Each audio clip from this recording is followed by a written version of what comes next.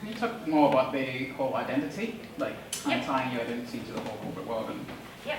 how your process through that, so to speak? Yeah. Look, it took a while. One of the retrainings I did is a master's in NLP, and that actually taught me how to reframe and go to work on my mind quite a lot.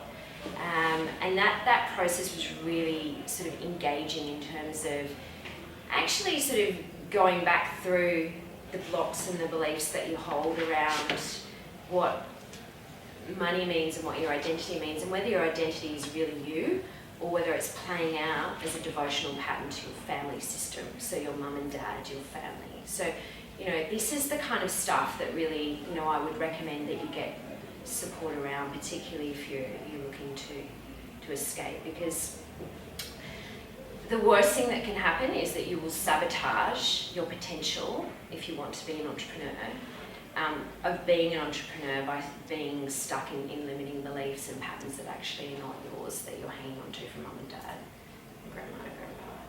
So I would just say, do the work, do the internal work, guys, and you'll know. Some of you might be just like, man, I'm ready, like, bring it on. I'm ready to just take it on, and I'm not stuck. But rarely I think that's the case.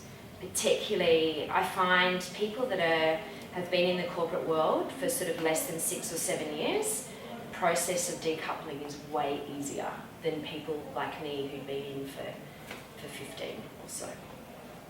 So yeah, any others, guys? Sorry, just for the Yes. benefit of people who don't know what NLP is, I do because I'm a mental health, but maybe you could explain what NLP is for them. Yeah, so NLP is a technique, and it's called neuro-linguistic programming. It's a way of supporting you to actually create a better mental life. Okay, I'm not going to go into like the details and the depth of NLP, but it is aligned with a lot of new science around neuroscience and neuroplasticity, which is around the ability for you to reprogram your brain, okay, which science never really believed was possible until it started catching up. But meditation and mindfulness practices have been assuming this kind of belief for many years, so it's just science catching up. And positive psychology principles, which are you can manifest and create your own experience. So what you're actually born with in your brain and in your genetics is not necessarily what your path is, which is what science used to believe. Yes. Could you explain more about what it is to fall in love with yourself and why that's important? Yeah. So I would say that if you are not in a place of authenticity, it's very, very difficult to execute your mission in the world in a way that people will buy and believe in. Okay. And that's whatever that is, in the new world. Okay.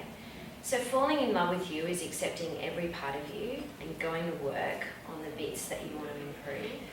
And also really taking a good look at what you want to be and what boundaries and principles that you have for your own way of living. Okay, so it could be things like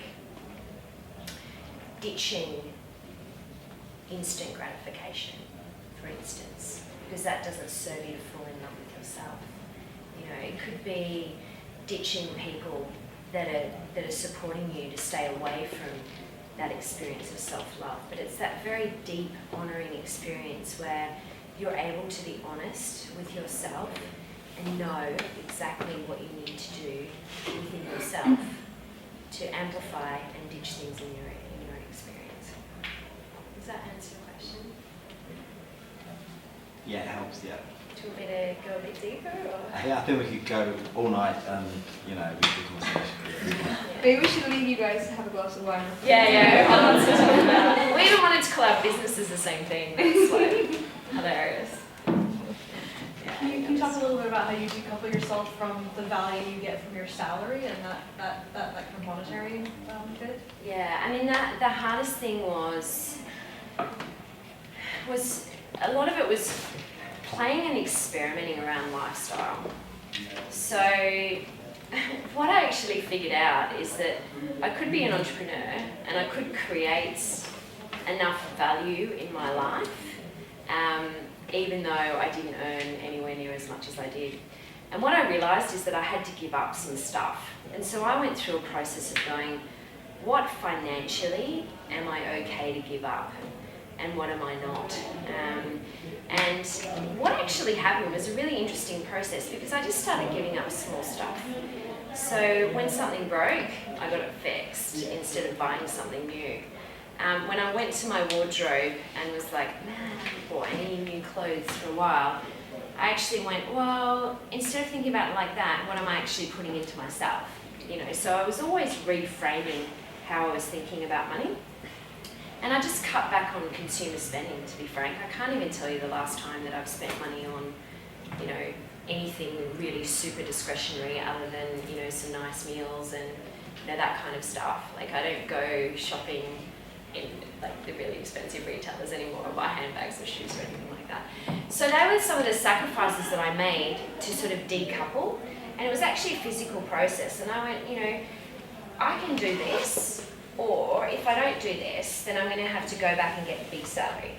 Now there are sacrifices, guys, and I'll tell you a really massive one that, you know, still to this day I find really challenging, is that, and one thing I would encourage you to do if your money values are sort of challenged about leaving corporate, is I would jam through, if you are in the position to purchase property or assets that require, you know, salaries and all those sorts of things, and particularly in this market when you're buying buy to let and you're probably not that leveraged, like you don't have a huge amount out of pocket.